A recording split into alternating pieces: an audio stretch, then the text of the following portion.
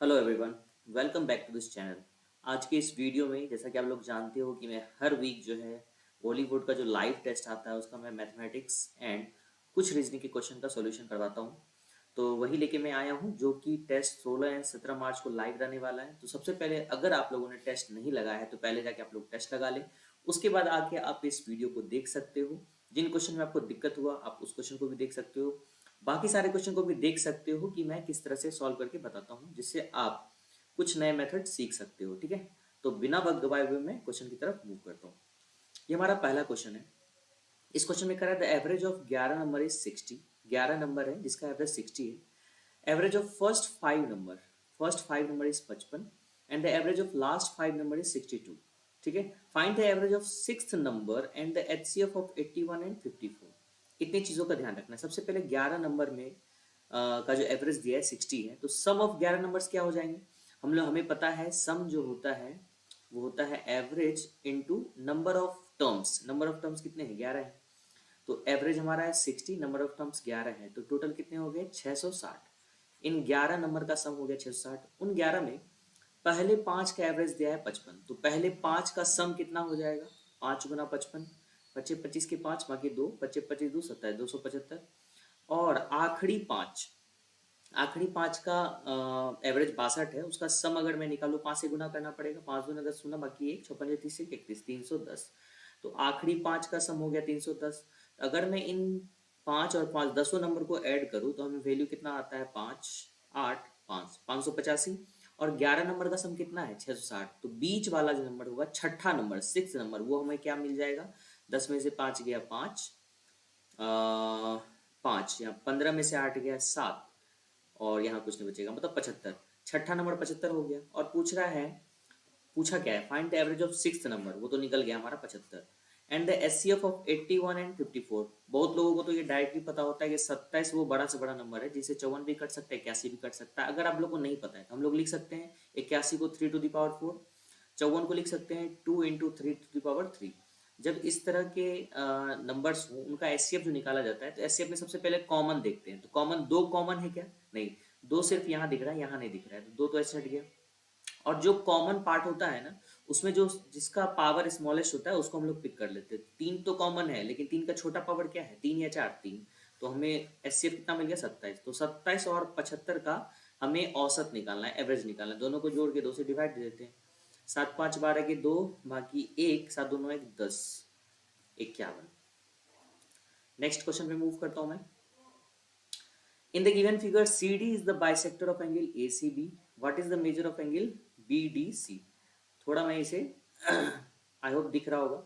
सबसे पहले देखो यहाँ पे मैं अगर इस पूरे एंगल का वैल्यू निकालूं तो 110 है, तो ये पूरा 70 हो जाएगा। यहाँ तक क्लियर है आप लोग को, आई थिंक। देखो ये ऐसा पूरा लाइन बना हुआ है, ये इस तरह से ऐसा गया, तो ये 110 है, अगर तो ये हमारा क्या होगा, 70 होगा। लीनियर पेयर से sum of linear pair of angle is 180 degree. अब 70 में चूंकि ये बाइसेक्टर है तो ये बराबर, ये तो 35 हो गया, ये 35 हो गया। अब देखो इस एंगल का वैल्यू हमें पूछा गया है क्या होगा, तो ये एंगल क्या हो गया, इस ट्रेंगल का एक्सटीरियर एंगल नहीं हो गया। देखो इस तरह से हमारा ट्रेंगल बना हुआ है, ठीक है, और ये ऐसे फैला हुआ है, तो ये 74 डिग्री दिया हुआ है, ये हमें 35 डिग्री दिया हुआ है। तो इन दोनों का सम क्या हो जाएगा, ये exterior angle is equal to sum of opposite interior angle. तो अगर मैं यूनिट डिजिट जोड़ू, 4 और 5 दोनों का सम कितना हो गया, 9। यूनिट डिजिट 9 कहाँ दिख रहा है, ये तो दिख रहा है। तो सेकंड ऑप्शन हमारा क्या होगा, करेक्ट होगा। नेक्स्ट क्वेश्चन पे मूव करता हूँ मैं। हम्म इस क्वेश्चन में देखो, अगर आप cos c plus cos d वाला फॉर्मूला लगाओगे तो बहुत बुरी तरह से फंस जाओगे। तो कभी कभी कुछ क्वेश्चन होते हैं ना, कम्प्लीमेंट्री सप्लीमेंट्री से काफी इजीली बन जाते हैं। तो पहले मैं उसी सॉल्व करता हूँ। देखो cos 45 का वैल्यू तो हमें मालूम है 1/√2, तो इसको भी छेड़ना नहीं है। बाकी चार हमें दिख रहे हैं, तो ये दोनों कुछ ना कुछ थोड़ा रिलेटिव लग रहे हैं ना। और ये दोनों कुछ ना कुछ रिलेटिव लग रहे हैं। तो अगर मैं सप्लीमेंट्री लगाऊं, देखो इसको मैं ऐसा लिख सकता हूँ क्या, cos 180 डिग्री माइनस 144 डिग्री, ऐसा लिख सकता हूँ। कॉस 36 को मैंने ऐसे लिखा है, इसको घटा के देखो 36 आ जाएगा, आ रहा है। तो कॉस 180 माइनस थीटा क्या होता है, माइनस कॉस थीटा होता है। तो माइनस कॉस 144 डिग्री आ गया, और ये कॉस 144 डिग्री प्लस में, इसको मैं यही लिखता हूँ कॉस 144 डिग्री। ये दोनों हमारा कट ही गया, तो मतलब इसका और इसका काम खत्म हो गया। सिमिलरली इसको मैं कॉस 180 डिग्री माइनस 105 लिख सकता हूँ क्या, लिख सकता हूँ। और कॉस 180 माइनस थीटा होता है माइनस कॉस थीटा। तो तो ये भी दोनों आपस में क्या हो गया, कैंसिल आउट, तो बच क्या गया 1/√2, तो ये हमारा आंसर हो जाएगा। नेक्स्ट क्वेश्चन पे मैं मूव करता हूँ। The ratio of P's expenditure to saving is 10:7। अब देखो पी एक आदमी है, इसका एक्सपेंडिचर और सेविंग का जो रेशियो है वो क्या है हमारा 10:7। अच्छा एक्सपेंडिचर और सेविंग का रेशियो ये है, तो इनकम का भी रेशियो मैं यही लिख लेता हूँ, कोई दिक्कत? तो एक्सपेंडिचर और सेविंग को जोड़ दोगा तो इनकम आ जाएगा ना, ये आई फॉर इनकम, 10, 7, 17। कोई दिक्कत यहाँ तक? I hope not. If the income is increase by 10%, अब देखो अगर इसका तुम 10% निकालोगे इनकम का तो 1.7 आ जाएगा, तो पॉइंट में लाने से अच्छा है इसको क्या करो, एक एक जीरो यहाँ बढ़ा दो। देखो सॉल्व करने का आसान तरीका मैं बता रहा हूँ, एक एक जीरो मैंने बढ़ा दिया। अब देखो इनकम का अगर यहाँ पे तुम अब 10% निकालो 17 आ जाएगा। अब इसका इनकम 17 यूनिट बढ़ गया, मतलब 170 यूनिट था, 10% बढ़ाएंगे 17 बढ़ जाएगा, तो ये बढ़ के कितना हो जाएगा, देखो 17 में यहाँ जोड़ता हूँ, ये हो गया 187। कोई दिक्कत? कोई दिक्कत नहीं। And the saving increase by 20%, saving है 70 का 20% कितना होगा, 7×2 = 14, सेविंग 14 से बढ़ गया, मतलब सेविंग हो गया 4, 84। अब सेविंग ये है, इनकम ये है, तो हम यहाँ से एक्सपेंडिचर निकाल सकते हैं ना, इनकम में से अगर सेविंग घटा देंगे एक्सपेंडिचर आ जाएगा, ये घट के कितना हो गया 301। तो अब यहाँ पूछा क्या है, by how much percent would his expenditure have increased, expenditure कितना से बढ़ गया, देखो 100 था बढ़ के 103 हो गया, तो सिंपल सिंपल पता चल गया 3% से बढ़ गया, 3% हमारा आंसर हो गया। नेक्स्ट क्वेश्चन पे मैं चलता हूँ। Two squares of size 6 centimeter each are cut out from a rectangular sheet of dimension इतना। now find the area of the remaining sheet। तो area of rectangle कितना हो गया 150 minus area of one square कितना होगा 36, उसका 2 square है 36 गुना 72 घटा दो, 10 में से 2 गया 8, यूनिट डिजिट 8 हमें यही दिख रहा है, तो ये हमारा आंसर होगा। आगे बढ़ते हैं। The perimeter of the base of rectangular cistern is 150। अब देखो कोई भी जब हम लोग रेक्टेंगल बनाते हैं ना, तो रेक्टेंगल का हमारा बेस कैसा होता है आप ये बताओ। तो बेस हम लोग लेते हैं ये एल, ये बी और ये एच, तो इसका बेस होता है ना एक रेक्टेंगुलर होता है। वैसे भी हम लोग रेक्टेंगुलर सिस्टम बोलने का मतलब यही होता है कि बेस उसका रेक्टेंगल हो। एल और बी है, इसका पेरीमीटर क्या होता है रेक्टेंगल का 2 × L + B, ये हमें 150 दिया है, तो L + B हमें कितना मिल गया देखो 75। और देखो क्या दिया, and the ratio between dimensions of the base is 8:7, मतलब अगर मैं इसको 8x मानूंगा तो ये 7x हो जाएगा 75। तो x बराबर कितने हो गए 5, 8 7 15, 15 5 75, x बराबर 5 आ गए। कोई दिक्कत? कोई दिक्कत नहीं। If the cistern is filled with water, ये सिस्टर्न वाटर से भरा हुआ है, ठीक है, and a cube of 1.4 centimetre is immersed wholly in it, how much high will the level of water rise. अब ये हम लोग जानते हैं कि जो भी हम लोग एक सॉलिड क्यूब 1.4 सेंटीमीटर साइड का अगर मैं इसमें इमर्स्ड करूँ पूरी तरह से, तो इस वाटर का तो हाइट कुछ ना कुछ बढ़ेगा।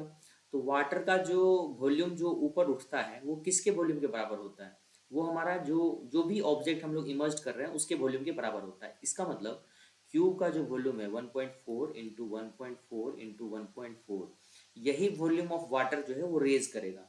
वाटर जो रेज करेगा तो उसका लेंथ और ब्रेथ कितना कितना हो गया देखो, 8x इंटू 7x लिख सकते हैं ना, 8x, x के जगह 5 लिख दो, 7x L इंटू बी 7 × 5 लिख दो इंटू एच, यही हाइट पूछा गया है, कितना हाइट उसका लेवल उठेगा। तो इसको सॉल्व कर सकते, देखो 8 सते 56, 56 तो यहाँ से 14 चौके 56 होता है, तो ये 40 आ जाएगा। कोई दिक्कत? कोई दिक्कत नहीं। अब देखो जरा ये पॉइंट उड़ा दो भाई, ये पॉइंट उड़ा दो, 2 से काट दो, 2 सते 14, 2 सते 14 और 4 दाही 40, यहाँ से कोई दिक्कत नहीं। तो h बराबर हमारा एक्चुअली में आ क्या गया वो देख लो, 49/100 इंटू, सॉरी नीचे आ जाएगा इंटू 25 25 दाही 250। अब इसको सॉल्व करना है आपको, ठीक है। कैसे सॉल्व होगा भाई, ये 49 है और इधर 25 पे 3 जीरो, 25,000 से डिवाइड, तो 0 पॉइंट तो 0 आ गया, फिर 0 तो फिर 0, फिर 0 तो फिर 0। अब एक बार में लगेगा इधर 0.001 लगेगा ही, तो 25,000 इधर मैं लिखूँ तो ये हो गया हमारा 24,000 बच गया। पॉइंट दिया हुआ है तो एक जीरो अपने आप आ जाएगा, 24,000 हो गया, तब 9 बार में लग जाएगा इधर 19। 25 नंबर कितना होता है भाई 225 ना, यहाँ 240 है, तो 19 कहाँ दिख रहा है 196, तो बी ऑप्शन हमारा करेक्ट होगा। अगर मैं डिवीजन गलत है तो आप सही कर लेना, ठीक है, कमेंट करने की जरूरत नहीं है। नेक्स्ट पे चलता हूँ मैं। If the volume of cylinder is इतना and the height of the cylinder is 13 centimeter, then find the curved surface area of cylinder. सबसे पहले मैं इसका शॉर्ट ट्रिक बताता हूँ, ठीक है। Curve surface area of cylinder क्या होता है, 2 पाई आर और एच। इसमें हमें मालूम क्या क्या, देखो 2 है, 22/7 है, आर नहीं मालूम है, एच मालूम है 13। तो मैं इसे सबसे पहले चेक करूंगा कि 11 से ये 11 का मल्टीपल कौन कौन है। तो देखो 7 7 14, 14 में से 3 गया 11, तो ये 7 सॉरी 11 का कौन कौन मल्टीपल है, तो ये 11 का मल्टीपल होगा। 7 5 12, 12 में से 1 गया 11, ये भी 11 का मल्टीपल है। 7 6 13, 13 में से 2 गया 11, ये भी 11 का मल्टीपल है। 8 7 15, 15 में से 4 गया 11, सारे 11 के मल्टीपल आ रहे हैं। दूसरा हम लोग चेक कर सकते हैं 13 का मल्टीपल कौन कौन है, ठीक है, क्योंकि आर का जो भी वैल्यू होगा वो 7 से कटेगा, तभी जो आंसर होगा हमारा वो इंटीजर में होगा, राइट। तो 13 का मल्टीपल ढूंढ लेते हैं कौन है। 13 को इससे काट लो, 13 एकम 13, 13 कम 13 13 4, 42 13 39, 39 3, 37 हो गया। 37 नहीं आता है, तो ये हमारा करेक्ट नहीं होगा। फिर 13 से काट लो, 13 कम 13, यहाँ बच गया 4, 40 13 39, फिर 1 15, 15 13 से नहीं कटता, तो ये भी नहीं होगा। 13 कम 13, 4 इसमें गया इधर, 1 13 39, फिर 2 26, 13 दूना 26, ये 13 से कट रहा है। 13 एकम 13, 4 इधर गया, 13 39, 39 और 4 48 आ रहा है। 48 13 से कटता है, नहीं कटता है, तो सी आंसर है। अब देखो, अब बोलोगे इतना देर में तो सर मैं निकाल लेता। देखो टाइम इसलिए लग रहा है क्योंकि मैं बता रहा हूँ, I am not solving it for my self, ठीक है। मैं यहाँ टीच कर रहा हूँ, तो मुझे हर एक चीज़ बोलना पड़ रहा है, लिखना पड़ रहा है, ठीक है। अगर मुझे ये बनाना होता तो मैं शांति से तरह से चेक करके फटाक से आंसर लगाता। एक बार मैं बना के भी दिखा देता हूँ। वॉल्यूम क्या होता है भाई, पाई आर स्क्वायर इंटू एच बराबर 18,018। 11 से सीधे काटो, 11 दूना 22, 11 कम 11, 7 उधर गया, 11 छः 66, 4 उसमें गया 11 33, फिर 8। फिर देखो 2 से भी कटेगा ही, 2 8 16, 2 का 2, 2 9 18, फिर 13 से भी कटेगा ही कटेगा। 13 छः 78, 13 39, 13 छः 78, 78 78 3, 13 39, ठीक है। तो आर एग्जैक्ट नहीं आ रहा है ये क्या, फिर से मैं काटता हूँ। 11 एकम 11, 7 उधर 11 चौके 66, 4 इधर गया 41, 11 33, 8 41, ठीक है। 2 से काटा मैंने, 2 8 16, सॉरी, तो 8,019 होगा ना, यही मैंने गलती किया था। नहीं नहीं सॉरी, 819 ठीक ही है यार, 1638, 1638, 8 गुना 16, 19 गुना 38, ठीक है। 13 से काटता हूँ, 13 छः 78, 13 पचे 13 छः 78, 78 3 81, 43, ठीक तो है। आर स्क्वायर बराबर हो गया 9 गुना 7 गुना 7, ठीक ही तो है यार। आर बराबर हो जाएगा 3 गुना 7, तो 21, 21 आया आर। अब देखो 2 पाई आर और एच, 7 दिया 21, तो यही तीनों का सबका मल्टीपल होगा। तो यूनिट डिजिट से भी चेक कर सकते, 2 गुना 4, 4 दिया 12, 2 3 गुना 6, यूनिट डिजिट 6 यहीं दिख रहा है, तो ये हमारा आंसर होगा। ऐसे ही बना सकते हो आप। नेक्स्ट क्वेश्चन में मैं मूव करता हूँ। What is the ratio of number of vehicles passing through GT road between 8 AM to 11 AM? 8 AM देखो कहाँ है, 8 से 9 AM, तो ये हो गया यहाँ से लेके 11 AM, 11 AM 11 AM यहाँ तक। मतलब आपको इन तीनों का सम निकालना है, ratio to the number of vehicles passing between 2 PM to 5 PM। 2 PM 2 PM कहाँ है, देखो भाई 2 PM और 5 PM, मतलब इन तीनों। तो इसमें कुछ बताने लायक है नहीं, इन तीनों को जोड़ दो, इन तीनों को जोड़ कर रेशियो निकाल दो, ठीक है। नेक्स्ट पे चलता हूँ मैं। Pipe A can fill a tank in 27 hours. Pipe B जो है उसी टैंक को 36 घंटे में भर सकते हैं। इन दोनों का एलसीएम आपको पता है 108। 27 दिया 27 चौके 108 और 36 दिया 108। क्लियर है। अब बोलोगे इतना आपको कैसे याद है, तो ये प्रैक्टिस से होता है। जितना ज़्यादा क्वेश्चन बनाओगे ये सब वैल्यू, छोटी मोटी वैल्यू आपको याद हो जाएगी। 36 दिया 108, 36 चौके 144, 27 दिया 81, 27 चौके 108, आपको इतना चीज़ें याद होने लगेंगी, ठीक है। इसलिए आप लोग भी ज़्यादा ज़्यादा क्वेश्चन बनाओ, जिससे आप लोग भी फुल प्रैक्टिस में आ जाओ। If they are open alternately for 1 hours each. अब देखो पहले घंटे में हाँ, पाइप ए को पहले खोला जा रहा है, तो पहले घंटे में 4, दूसरे घंटे में 3, फिर पहले घंटे में 4, दूसरे घंटे में 3, तो ये 2 घंटे का काम, 2 घंटे में 7 यूनिट भरा जा रहा है, ठीक है। And find the time taken to fill 75% of the tank. तो 108 का 75% मतलब है 3/4, काट दो इसको। 27 27 दिया 81, 81 लीटर को भरना है, और 7 से मैं डिवाइड देता हूँ इसे। 7 से काटूंगा, 7 का 7, 7 का 7, 7 7 1 उधर, 7 का 7, 4 बच गया रिमेनिंग, तो 11 पीरियड लगे। अब देखो 7 से काटने का मतलब हो गया यहाँ 2-2 घंटे का बात है। मतलब एक पीरियड में 2 घंटे आ रहे हैं, तो 11 पीरियड में कितने घंटे हो जाएंगे? 22 घंटे, तो ये हो गए 11 दूनी 22 घंटे, राइट। अब 4 यूनिट बढ़ गया, इस 4 यूनिट को कौन बढ़ेगा? पहला, क्योंकि 11 यूनिट जो है एक इस तरह से हमारा जा रहा है, तो जस्ट उसके बाद कौन काम करने आएगा? ए काम करने आएगा, राइट। ए जो काम करता है वो 4 यूनिट करता है 1 घंटे में, तो 4 यूनिट बचा भी है, 1 घंटा और लग जाएगा ए को करने में, टोटल 23 घंटे में काम खत्म हो जाएगा। काफ़ी अच्छा क्वेश्चन था ये। नेक्स्ट पे मैं चलता हूँ। Find the largest number that divides इतना एंड इतना, then the remainder left is 46 and 37 respectively. वह बड़ा से बड़ा नंबर ज्ञात करना है जिससे, एक सेकेंड, जिससे जो है इसमें अगर मैं 46 घटा दूँ, ठीक है, ये हो जाएगा 9702, और इससे अगर मैं 37 घटा दूँ, 13 में 7 गया 6, 13 में 7 गया 6, 4 में 3 गया 1, 3 8, ये दोनों नंबर जो है कट जाए, मतलब इसका एचसीएफ चाहिए। एचसीएफ जब भी निकालना एक बार सब्ट्रैक्ट जरूर कर लिया करो, जो भी इसका सब्ट्रैक्शन होता है ना कभी कभी वो भी डायरेक्टली उसका एचसीएफ होता है, ठीक है। 12 में से 6 गया 6, 9 में से 1 गया 8, 9 में से 1 गया 8, और यहाँ 6 बज गया, 6 में से 3 गया 3, और यहाँ 1386 ऑप्शन में है क्या? हाँ है, पहला ही ऑप्शन है, तो ये हमारा करेक्ट आंसर होगा। अदरवाइज आप लोग ऐसे फाइंड भी कर सकते हो। In an election held between two candidates A and B, total cast vote is 24,000। कितने वोट पड़े हैं? 24,000, ठीक है।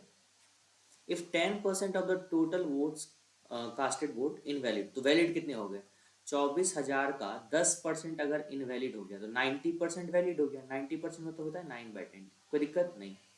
If A got votes which is 64% of the total valid vote, जितना भी वैलिड वोट पड़ा उसका 64% किसको मिला है? ए को, ठीक है।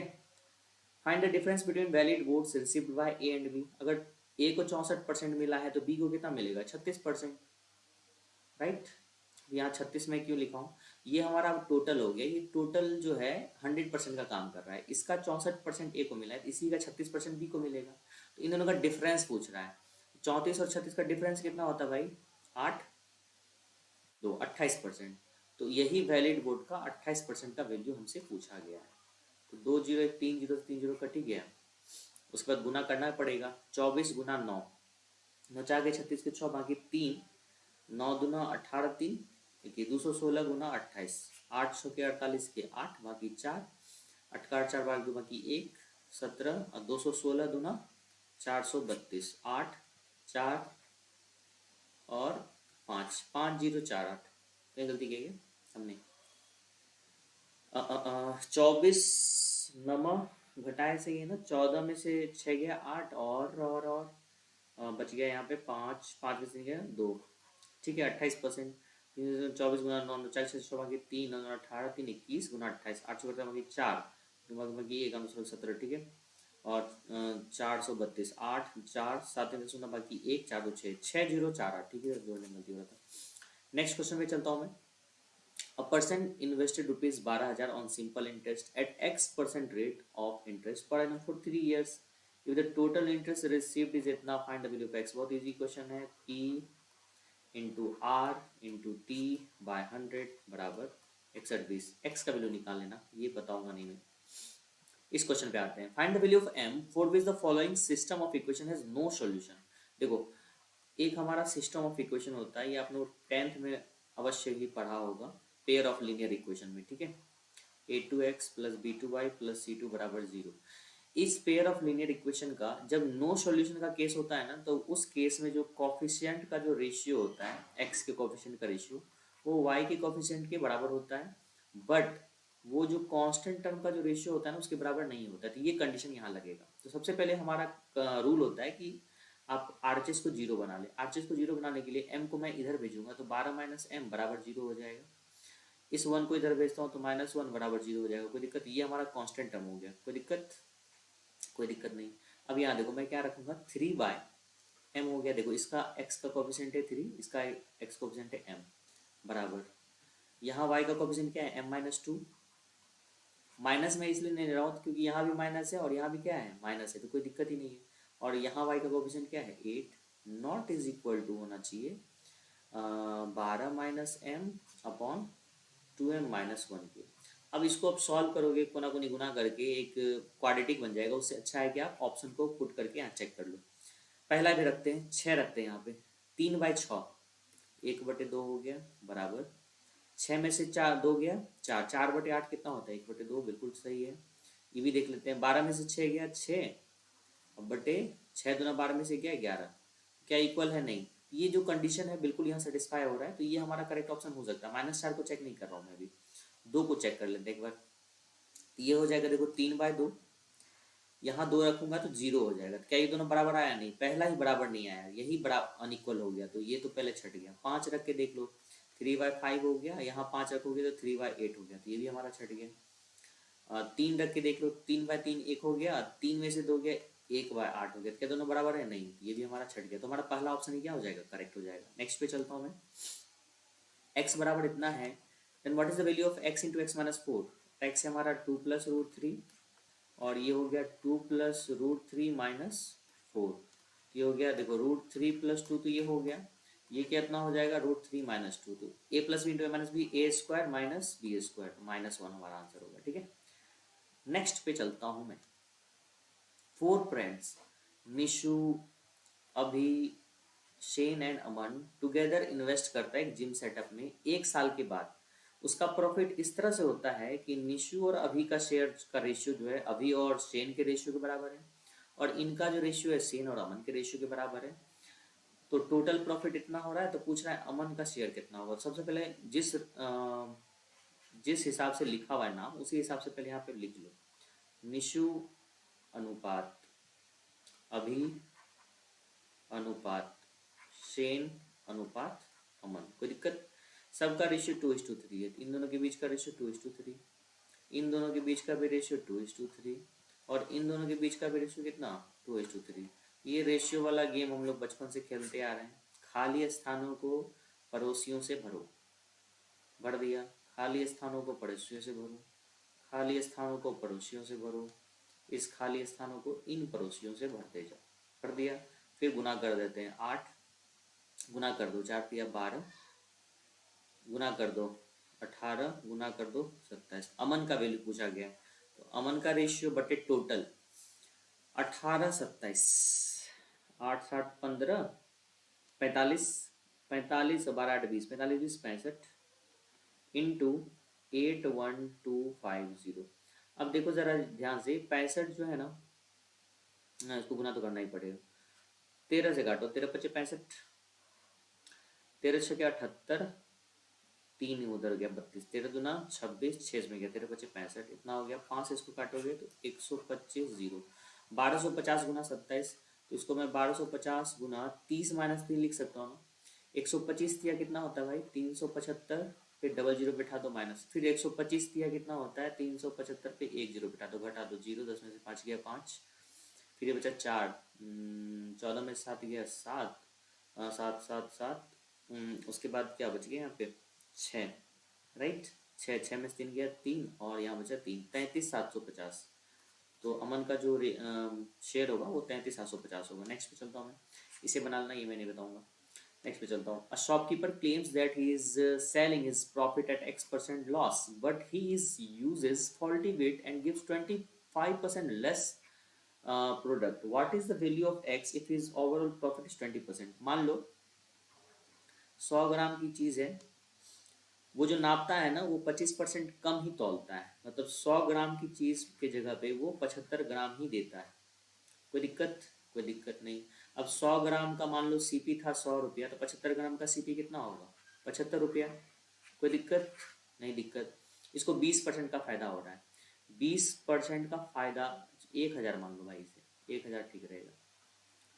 ठीक है, अब 20% फायदा का मतलब हो गया 75,750 रुपये की चीज़ को वो 20% प्रॉफिट में बचा, मतलब 6/5, 15 छक्के 90, 900 रुपये में बेचा। कितने में बेचा? 900 रुपये में बेचा। तो what is the value of x? X क्या था देखो, अ shopkeeper claims that he is selling his good at X% loss. वो दुकानदार जो अपने ग्राहक को बोल रहा है कि मैं आपको कुछ परसेंट का लॉस पे बेच रहा हूँ। कितना लॉस पे बेच रहा है? मतलब बोल रहा है, बेच तो रहा है एक्चुअली वो फायदे में ही, लेकिन वो झूठ क्या बोल रहा है कि वो 10% लॉस पे बेच रहा है। ठीक है, तो 10% हमारा यहाँ पे करेक्ट आंसर होगा। नेक्स्ट पे चलता हूँ मैं। Anthony takes 5 days more than Bastian to do a certain job and 9 days more than Catherine. And Anthony and Bastian together can do the job in the same time as Catherine. How many days Anthony would take to do it? Anthony पूछ रहा है कितने दिन में काम कर लेगा, तो एंथनी मान लेते हैं x दिन में काम करता है। तो एंथनी जो है मान लो x दिन में अगर काम कंप्लीट करता है किसी काम को, तो B जो है x माइनस 5 दिन में कर लेगा और C जो है x माइनस 9 दिन में कर लेगा। कोई दिक्कत? क्यों?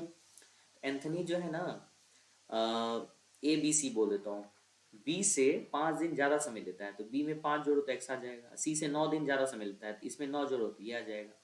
लेकिन ये बोला गया है कि ये दोनों जितना मिलके काम करते हैं उतना अकेला कैथरीन कर देता है। मतलब इफिशियंसी जो है ए और बी का टुगेदर वो सी के बराबर है।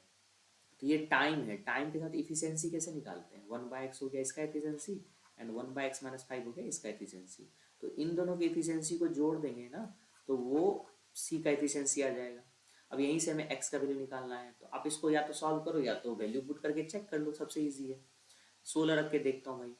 देखो मैं यहाँ पे वैल्यू पुटिंग से बनाता हूँ। 1/16 प्लस 1/11 इधर हो जाएगा, 16 में से 9 गया 7। क्या कभी इन दोनों का एलसीएम जो है 7 का मल्टीपल होगा क्या? नहीं, 16 तो ऐसे कट गया। 10 रख के देखो तो 1/10 प्लस 1/10 में से 5 गया 5 और 10 में से 9 गया 1। क्या इन दोनों को जोड़ के कभी 1 आ जाएगा? कभी नहीं, ये भी गया हमारा। 15 रख के देखो भाई, तो 1/15 प्लस 1/15 में से 5 गया 10, 15 में से 9 गया 6। इसको एक बार करके देखते हैं। 15 में 15 10 का एलसीएम 30, 15 दूना 10, 15 दूना 30, 10 दिया 30, 5 हो गया 5 हो गया 30, 1/6। तो ये हमारा हो रहा है। 20 भी चेक करके देख लेते हैं। 1/20 प्लस 1/10, 15 में से 5 गया 10 और 20 में से, सॉरी 15 रख रहे हैं, हाँ ठीक है 20 रख रहे हैं, 20 में से 5 गया 15 होगा, हाँ 20 में से 9 गया 11। तो क्या कभी इन दोनों का एलसीएम 11 का मल्टीपल होगा क्या? नहीं, तो 20 भी हमारा कट गया, तो 15 हमारा करेक्ट आंसर होगा। नेक्स्ट पे चलता हूँ मैं। A can do a piece of work in 28 days. तो ए का इफिशियंसी हम लोग बोल सकते हैं 1/28। ए का इफिशियंसी इतना हो गया क्योंकि टाइम हमारा ये, ठीक है। If A is 150% more efficient than B, A का इफिशियंसी इतना है जो बी के इफिशियंसी से 150% ज़्यादा है। तो कोई भी अपने आप में 100% तो होता ही है, 150% मोर मतलब हो गया 250%। 250% होता है 5/2। कोई दिक्कत नहीं। 2 से कट गए 14 बार में, और कोना कोनी अगर गुना कर दो तो बी का इफिशियंसी, सॉरी बी का जो, हाँ इफिशियंसी हो गया 1/70 हो गया। तो नम अब डेज दोनों का देखो हमें पता चल गया, 28 और कितना 70। दोनों का एलसीएम 140, 28 पंचे 140, 70 गुना 140। अब पूछ रहा है कितने दिनों में दोनों मिलके काम कर लेंगे भाई। 140 टोटल काम हो गया, दोनों मिलके 7 का एफिशिएंसी हो जाएगा, तो 20 दिन में पूरा काम हो जाएगा। नेक्स्ट पे चलता हूँ मैं। सेक और कॉसेक जो होता है एक दूसरे का कॉम्प्लीमेंट्री होता है, तो इसको मैं कॉसेक बनाऊंगा अगर, तो ये 90 - 2 थीटा हो जाएगा। कॉसेक 90 - 2 थीटा, और इधर तो कॉसेक है ही। नहीं समझ में आ रहा, मैं एक बार लिख देता हूँ। तो सेक 2 थीटा को हम लोग लिखेंगे कॉसेक 90 - 2 थीटा, और राइट साइड तो कॉसेक थीटा -36 को रहने देंगे एज इट इज़। अब दोनों का टी रेशियो सेम है तो एंगल भी आपस में क्या होगा? सेम होगा। 90 - 2 थीटा बराबर थीटा -36। तो 3 theta is equal to 6, theta is equal to 3 चौके 12, 3 दूना 6, 42 डिग्री। तो 42 वही तो पूछ रहा है थीटा। नेक्स्ट पे चलूँ मैं। 21 था पहले। A 100 metre long train crosses a man standing on platform is 10 second. Speed निकल जाएगा यहाँ से, डिस्टेंस बराबर speed into time. Speed of train हो गया 10 मीटर पर सेकेंड, कोई दिक्कत नहीं। पूछ रहा है समान ट्रेन को, उसी ट्रेन को 7 किलोमीटर प्रति घंटे की चाल से चल रहे दूसरे व्यक्ति को पार करने में कितना समय लगेगा। तो किस डायरेक्शन में, डायरेक्शन नहीं बताया। देखो मान लो ट्रेन इधर से इधर चल रहा है, ठीक है। अब आदमी भी इधर से चलेगा तो रिलेटिव स्पीड घट जाएगा, लेकिन आदमी ऐसे चलेगा रिलेटिव स्पीड बढ़ जाएगा। दोनों के इसमें टाइम अलग अलग आएगा ना, तो डाटा इसमें इनएडिक्वेट है, ठीक है, ये सॉल्व नहीं हो सकता है। नेक्स्ट पे चलता हूँ मैं। हाँ, one of the best question. In the given figure MO bisect angle M. MO जो है ना वो बाइसेक्ट कर रहा है एंगल एम को, मतलब ये दोनों आपस में क्या है? बराबर है। एम एन जो है ना वो 5x है। एम एन जो है हमारा ये 5x हो गया। एम पी हमारा जो है वो 3y प्लस 28 है, कोई दिक्कत नहीं। एन ओ जो है हमारा वो x है और ओ पी हमारा है 2y। Find the value of 2x minus y. किसका निकालना वैल्यू 2x माइनस वाई, मतलब हमें x का भी वैल्यू चाहिए और y का भी वैल्यू चाहिए। तो सबसे पहली चीज़ एंगल बाइसेक्टर थ्योरम से देख सकते हैं हम लोग इसका और इसका रेशियो, मतलब 5x अपॉन x बराबर 3y प्लस 28/2y। कोई दिक्कत, 5 से 5 कट ही गया, कोना कोनी गुना करोगे तो ये हो जाएगा 10y बराबर 3y प्लस 28, घटा दो 7y बराबर 28, तो y बराबर हमें क्या मिल गया 4। कोई दिक्कत, तो y का 2x माइनस वाई का वैल्यू 4 तो हमें मिल गया, हमें x चाहिए। अच्छा जैसे ही y 4 आया तो हम लोग क्या लिख सकते हैं 8 लिख सकते हैं ना। इसको क्या लिख सकते हैं भाई 4 तिया 12, 12 प्लस 28 कितना होता है 40। तो ओ एम निकल जाएगा ना, क्यों निकल जाएगा क्योंकि ये परपेंडिकुलर गिवन है हमें। तो पाइथागोरस लगा के हम लोग एमओ निकालेंगे, क्या निकालेंगे एमओ। एमओ का स्क्वायर निकाल लेते हैं, एमओ स्क्वायर मतलब ये हाइट स्क्वायर बराबर क्या होता है hypotenuse square minus base square. तो इसको मैं 1600 माइनस 88 6400 ही रखता हूँ, पूरा घटाता नहीं, देखते हैं घटाने नहीं घटाने से क्या होता है फायदा। सेम उसी तरह से यहाँ भी पाइथागोरस लगा के हम लोग एमओ निकाल सकते हैं ना, तो फिर से एमओ स्क्वायर निकाल लेते हैं। यहाँ पे हम लोग लिख सकते हैं 25x square minus x square मतलब 24x स्क्वायर। तो इसको हम लोग 24x स्क्वायर लिख सकते हैं, तो डिवाइड बाई 24 कर देते हैं, यहाँ पे एक्स स्क्वायर लिख देते हैं। कोई दिक्कत, आई होप यहाँ समझ रहे होंगे आप लोग। 4 से काटो, 400 के 24, 4 से इसको काटो, 4 से इसको भी काटना पड़ेगा।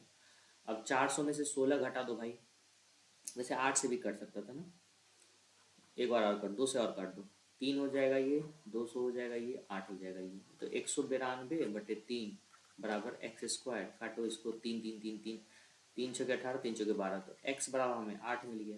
अब एक्स का वैल्यू 8 यहाँ रख दो, 8 दूना 16, 16 में से 4 गया 12, हमारा आंसर हो जाएगा। काफ़ी अच्छा क्वेश्चन था ये। नेक्स्ट पे चलता हूँ। What is the total number of movies screened by X in September, X in September, and the number of movies screened by y in August and October together, August and October together, तीनों को जोड़ दो, 9 8 17, 17 14 21। Very easy question. Next पे चलता हूँ। Find the value of S, ये सम दिया हुआ है। 117 में से अगर 6 घटाता हूँ मैं तो 111 होता है, इसमें से 6 घटा दो 111, मतलब ये एपी में है, डिक्रीजिंग एपी है। क्या है डिक्रीजिंग एपी, इसमें हमारा डी क्या दिया हुआ है -6, कोई दिक्कत। ए हमारा 117 है, एन बराबर 20 है, फॉर्मूला लगा दो एस एन का, n/2 2a, 117 दूना 234 प्लस n-1, 20 में से 1 गया 19 इंटू डी -6, कोई दिक्कत। 19 के 114, तो -114 में डायरेक्टली यहाँ लिखूंगा, घटा दो 0 2 1, 120 और गुना 10, 1200 सीधा आंसर हो जाएगा, राइट। नेक्स्ट पे चलता हूँ। A shopkeeper sold 3 articles. The first article was sold for 1200 at 20% profit. ठीक है, दूसरा बेचता है 50% हानि पे 36 रुपये में, तीसरा बेचता है 30% हानि में 4900 में। होने वाली हानि या लाभ ज्ञात करें रुपए में। ठीक है, देखो 20% लाभ पे बेच रहा है, सीपी मान लो कुछ भी है एक्स, उसका 120%, 120% है 6/5, वो 1200 दिया हुआ है। 6 दूना 1200, 2 पंचे 10, मतलब 1000 का खरीद था 1200 में बेचा, तो 200 का प्रॉफिट, तो प्लस 200 लिख देता हूँ, कोई दिक्कत नहीं। 50% हानि का मतलब क्या हो गया, 100% की चीज़ थी वो 50% में बेच दिया, 100 की चीज़ थी 50 में बेच दिया। 50 का दाम है इतना, तो 100 का दाम कितना होगा 7200, तो उसको घाटा कितने का हो गया 3600 का, तो -3600 का घाटा लिखेंगे, कोई दिक्कत नहीं। तीसरी वस्तु 30% हानि पे, मान लो सीपी एक्स है, उसका 70% पे उसको बेच दिया, तो 7 से काटो, ये 700, जीरो उधर गया 7000, 7000 की चीज़ को 4900 में बेचा, तो घाटा कितने का लगा भाई 2100 का, तो 2100 का घाटा यहाँ लिख दो। तो टोटल इसको घाटा ही हो रहा है, तो पहले हम लोग माइनस वाला को जोड़ देते हैं दोनों को, 0 0 7 5700, 200 का उसमें फायदा हुआ था, टोटल घाटा जो हो गया वो 5500 का हो गया, राइट। तो ये हो गया। अब आते हैं हम लोग, मैंने रीजनिंग का भी कुछ क्वेश्चन लिया है तो वो भी देख लो फटाफट। 192/3, 3 छः 18, 3 चौके 12, तो सीधे डिवीजन ही है, 5 9 45 5 5, मतलब देखो हाँ 91 आंसर हो गया, बहुत इजी क्वेश्चन था ये। नेक्स्ट पे चलता हूँ मैं। इसमें क्या हो रहा है देखो, 25 का स्क्वायर है, 38 का स्क्वायर है, ठीक है। उसके बाद देखो ये इसका 3 गुना है, ठीक है। तो 3 गुना डायरेक्टली हम लोग देख लेते हैं। 4 में 3 से गुना करेंगे 12 आएगा, तो यूनिट डिजिट 1 है, तो ये तो पहले छट गया। 1 में 3 से गुना करेंगे 3 आना चाहिए, ये भी छट गया। 4 में 3 से गुना करेंगे 2 आएगा, ये भी छट गया। 6 में 3 से गुना करेंगे 8 आ जाएगा, तो ये हमारा करेक्ट आंसर है। नेक्स्ट पे चलता हूँ मैं। ऐसे क्वेश्चन में आए जब नंबर गिन लो, 1 2 3 4 5 6 7 8 9 10 11 12 13 14 15 16 17 18 19 20, 20 है तो 5 5 का आप घेरा बना दो। 1 3 2 5 3 2 5, 5 5 का घेरा बना लिया। अब यहाँ पे मैच करो, देखो दूसरे स्थान पे यहाँ एफ है, यहाँ पे दूसरे स्थान पे एफ है, इसका मतलब हर एक जगह दूसरे स्थान पे एफ ही आ रहा है। दूसरा जगह खाली जहाँ था वहाँ मैंने एफ भर दिया। पहले स्थान पे देखो, पहले स्थान पे यहाँ पे ई आ रहा है, यहाँ भी पहले स्थान पे ई आ रहा है, तो पहले पोजीशन पे यहाँ भी ई आ जाएगा हमारा, यहाँ भी ई आ जाएगा, कोई दिक्कत नहीं। लास्ट में देखो वाई आ रहा है, तो यहाँ भी वाई भर दो भाई, यहाँ भी वाई भर दो। चौथे में बच रहा है जी, देखो जी यहाँ है, यहाँ भी जी है, तो जी यहाँ भी आ जाएगा, जी यहाँ भी आ जाएगा। बीच में डब्लू है, देखो सब जगह डब्लू डब्लू, तो डब्लू क्या क्या आ गया, ई जी वाई, ये भी गया, ये भी गया, ये सही है, ये भी गया, ठीक है। नेक्स्ट पे चलता हूँ मैं। 8 दूना 16, 16 3 19, 19 चौके 76, प्लस 5 81, गुना 6 प्लस 7, 7 जोड़ दो इसमें, 7 6 13, 493। नेक्स्ट पे चलता हूँ मैं। 37 में से 15 घटा दो भाई, तो ये हो जाएगा 22, और 22 में 7 जोड़ दो 29, मतलब 11 में से माइनस करेंगे 2 तो 9 हो गया, और 9 में 45 जोड़ दो 54 हो गया। उसी तरह 21 में से अगर 8 में घटा दूँ, 11 में से 8 गया 13, और 13 और 32 को जोड़ दो तो यहाँ आ जाएगा 45, ठीक है। नेक्स्ट पे चलता हूँ मैं। The different find the number opposite to face 5, 5 का अपोजिट। देखो 5 का पड़ोसी 1 2 दोनों पड़ोसी हो गया, यहाँ 5 का पड़ोसी 3 भी है, यहाँ 5 का पड़ोसी 4 भी है, तो बच कौन गया भाई, एक नंबर के 4 पड़ोसी और एक विपरीत, 6 विपरीत हो गए। बहुत ईजी था ये। इनमें से कौन से बॉक्स जो हैं जो इसको मोड़ के बनाया जा सकता है। ऐसे जब भी आए ना, तो एक को छोड़ के एक जो होता है वो अपोजिट होता है, मतलब देखो इसका अपोजिट वाट वाला हो जाएगा, ठीक है, और ये वाला जो है इसका अपोजिट ये वाला हो जाएगा, कोई दिक्कत नहीं। अब बच गया कौन, ये वाला और ये वाला, तो ये दोनों एक दूसरे का अपोजिट हो जाएगा। तो अपोजिट कभी भी बगल में नहीं हो सकता है। पहला देखते हैं, देखो ये एक सिंगल लाइन है और ये वाट, दोनों एक दूसरे का अपोजिट है, लेकिन यहाँ पे इसको पड़ोसी बना दिया गया है, वाट वाला सिंगल लाइन वाला, तो ये एक तो छट गया। तो एक ऑप्शन देखो किसमें है, ये वाला, तो सेकंड ऑप्शन तो ऐसे बी तो ऐसे हट गया, ठीक है। दूसरे पे आते हैं भाई, बॉक्स। बॉक्स का अपोजिट कौन है भाई, बॉक्स का अपोजिट है हमारा ये वाइट वाला सादा वाला, तो कहीं सादा है पूरा नहीं है, मतलब ये बॉक्स ठीक है हमारा यहाँ पे। ये वाला देखो, ये कॉर्नर का अपोजिट कौन है, कॉर्नर का अपोजिट ये हाफ वाला, तो ये भी यहाँ दिख रहा है क्या, नहीं, तो ये भी हमारा ठीक है। ये सिंगल लाइन का अपोजिट वाट वाला है, वाट यहाँ दिख रहा है कि नहीं, तो दो हमारा सही है आंसर। दो वाला चलेगा यहाँ भी, मतलब ये भी हमारा छट गया। तो या तो 4 है या नहीं, 3 को चेक भी नहीं करोगे चलेगा, 4 को चेक कर लेते हैं हम लोग। देखो इसके अपोजिट कौन सा है, इसके अपोजिट है वाइट वाला, वाइट कहीं दिख रहा है नहीं, तो ये ठीक जगह पे लगा हुआ है। ये वाला देखो इसका अपोजिट हमारा कौन सा है भाई, इसका अपोजिट हमारा ये कॉर्नर वाला, इसके अपोजिट कॉर्नर कहीं दिख रहा है क्या, नहीं, ये भी ठीक है। और इसका अपोजिट है हमारा कौन, वाट, वाट कहीं दिख रहा है क्या, नहीं, ये भी सही है। तो 2 और 4 हमारा दोनों सही होगा, फर्स्ट ऑप्शन हमारा करेक्ट। मैंने आपको सारे क्वेश्चन बता दिए क्या, नहीं, एक और बच गया भाई, ये तो बहुत ईजी है। 11 गुना 18 198, 21 गुना 12 252, तो 240 में 16 से भाग दे दो, 16 कम 16, 16 8, 16 85, 15, 15 आंसर होगा, ठीक है। मैंने आपको सारे क्वेश्चन करवा दिए हैं। आई होप आपको वीडियो काफ़ी अच्छा लगा हो। अगर आप चैनल पे नए हो तो आप चैनल को बिल्कुल सब्सक्राइब कर लीजिए। अच्छा लगा हो तो प्लीज़ लाइक कर दें, शेयर कर दें अपने दोस्तों के साथ, एंड सब्सक्राइब करें इस चैनल को। Thank you very much for watching this video, and all the very best for your upcoming examination guys. Thank you.